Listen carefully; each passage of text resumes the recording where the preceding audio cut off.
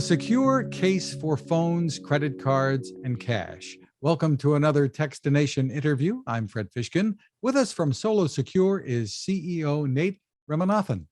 Thanks for joining us, Nate. Nice meeting you, Fred. Well, tell us about Solo Secure and what you are doing.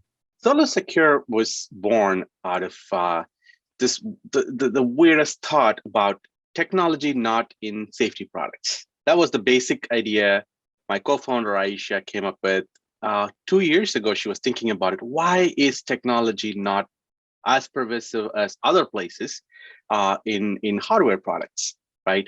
That's where it started with.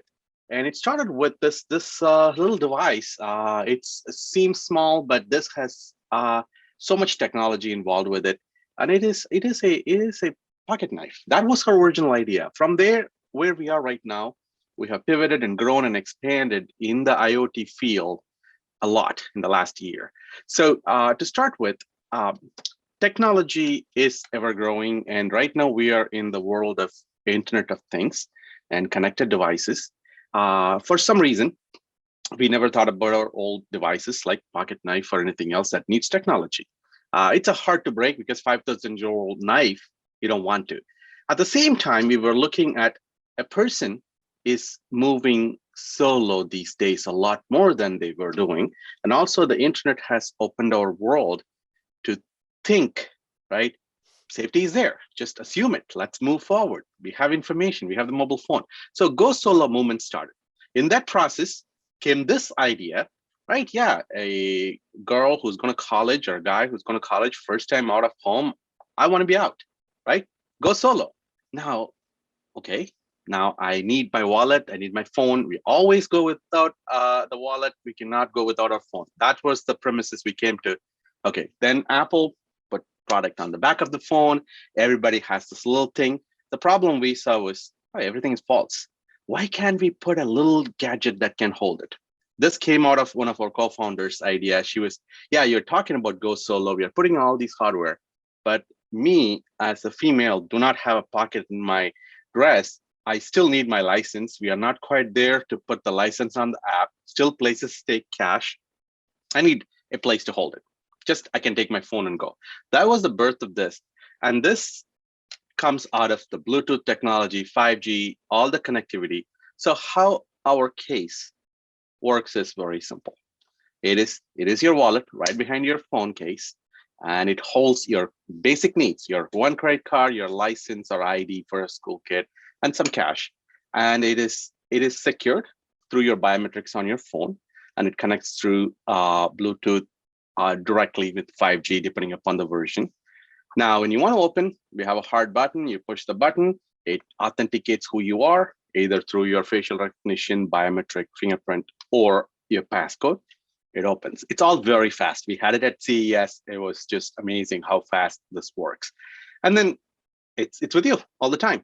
So anywhere somebody goes, all they need is their phone, right? So that's the premises of it. And from there on, we have developed a lot of other technologies that's continued to evolve. We have a very strong team in the IoT field.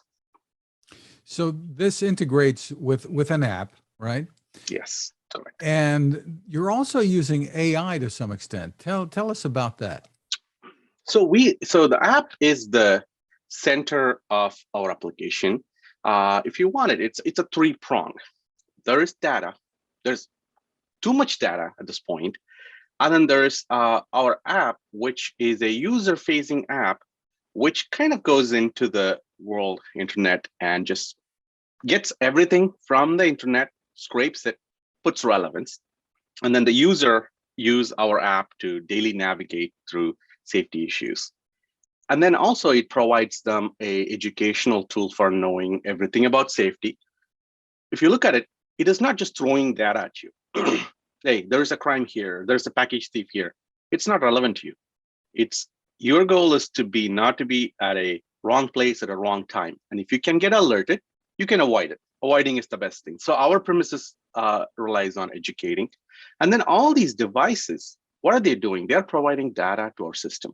So there's internet source data and IoT devices, wherever our device is being used, it makes people easy to pull in data with anonymity and they can put their information. Most people want to just pass on their information without any other publication, because you don't want to be knowing that you're just tattling on people.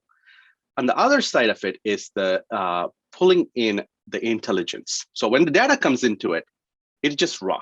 So as our AI engine starts churning in the data, it's putting relevance where you are, what time this crime has happened. For example, you are going into a restaurant at 6 o'clock, perfectly normal. World is running perfect. But you are in the restaurant for 5 hours with the friends and everything else. Now everybody's going. When you park the car, it was a perfectly all right area because there were a lot of movement. 10 o'clock, not so much. When you are starting to move, if the app can warn you, hey, this is a high crime time, just watch out.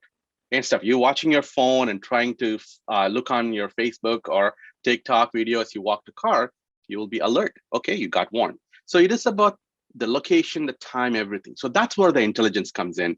And all our devices connected.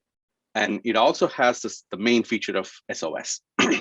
So we can directly communicate data packets to the 911 call centers with relevant information.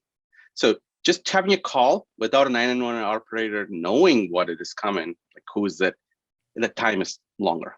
I think the average is 42 minutes. When you have relevant information, who is this person, authenticated information through a data packet, then their odds are higher. So that's during a crisis. And then our platform also integrates something which nobody's doing in the after support. If stuff happens, there are a lot of individuals like singles going on a blind date and everything. There are a lot of incidents happening. They don't have a means to go and find support groups.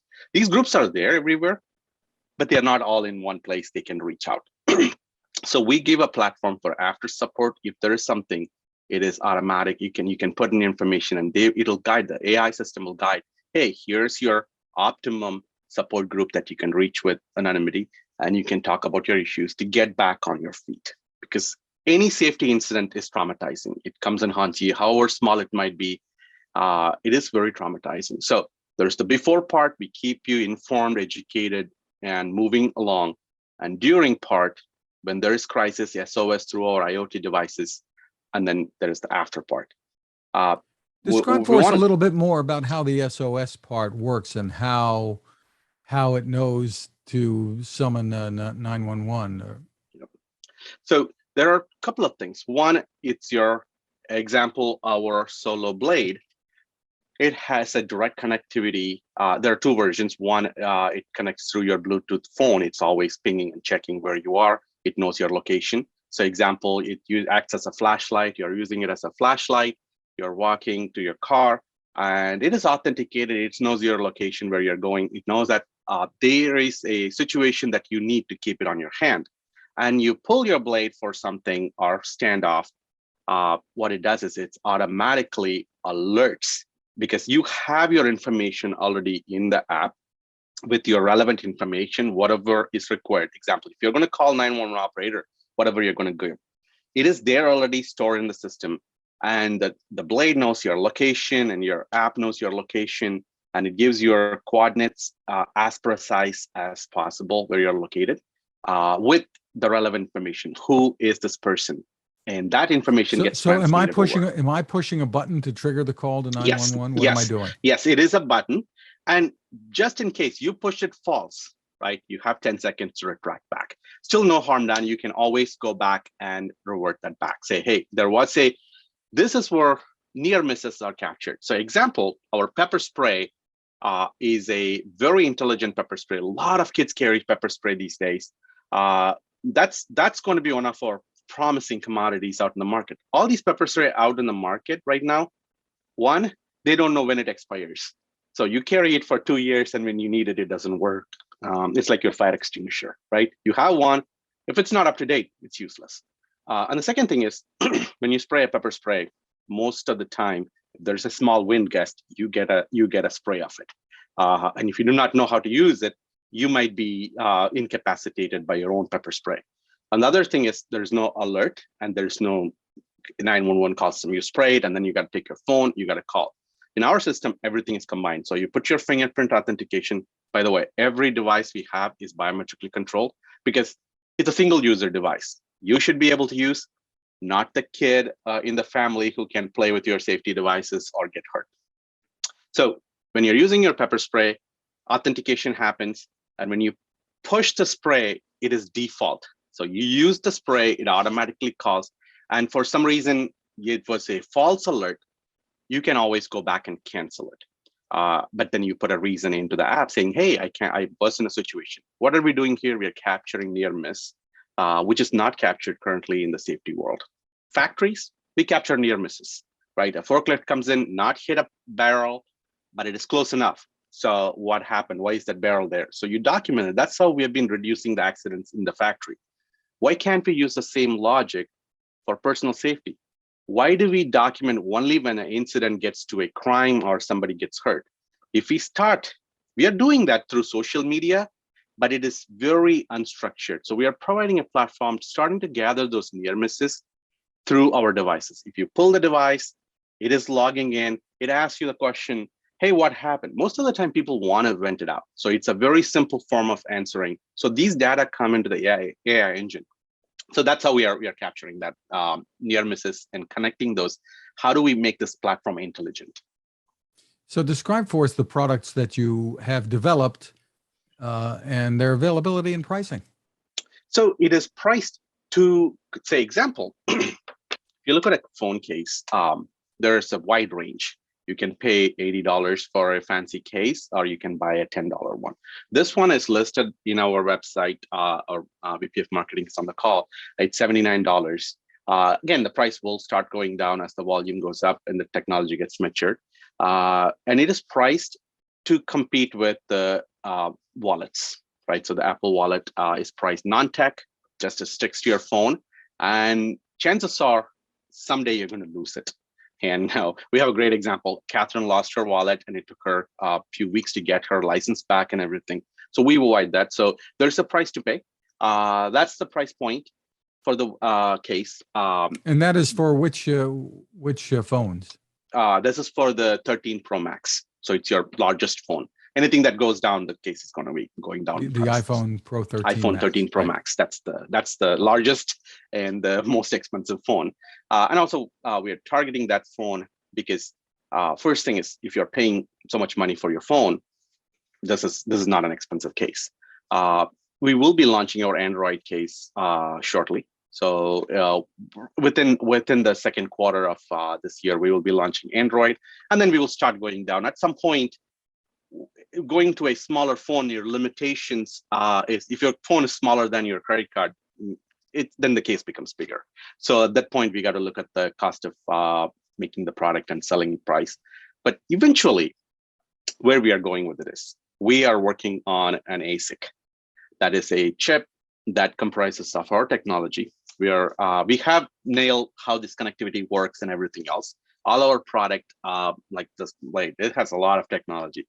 Our next step is we will be combining all these technology into an ASIC chip that we will be able to use on many platforms. It's the beauty of it is everything uses a common technology.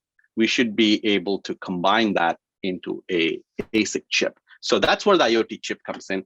So that's where SoloSecure is going, developing this technology, innovation, putting them in a chip format. So eventually, we might be able to license these technology out to other people other than just SoloSecure product, because the more data come into the system, our system becomes intelligent and it helps people directly. So the other products that you have out? So we are working on a pepper spray, which doesn't spray on you. So how it does is that's a patented process that we have developed. So it only goes one direction, and it is biometric. At the same time, it watches your expiration date. So it's pretty much tells you like, hey, your pepper spray is going out of useful life. You need to change it. So that indication all comes through your app. Everything is connected to your app. And then there is a taste, solar taste, which is the same principle. It's biometric. You have to trigger to operate the taste.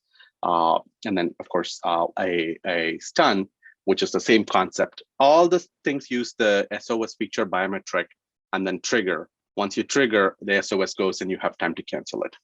And everything monitors your battery. Those products are in development now? They're not out? electronics is all done. So we are staging the product release. So we don't want to go into the market as a startup. You got to watch out for your spend and how fast you can move. So we are in the fundraising process for our seed round. So once the seed round is done, so we got to prioritize which one goes out. The case comes out first. Actually, step back. App comes out first. The app will be out in the store for testing in the next 2 weeks. So we're going to be coming with the app for a limited geography for beta testing in February. And then on, the case comes out because the app connects to the case. And then followed by that, the next product would be the Android for the case, and then the blade.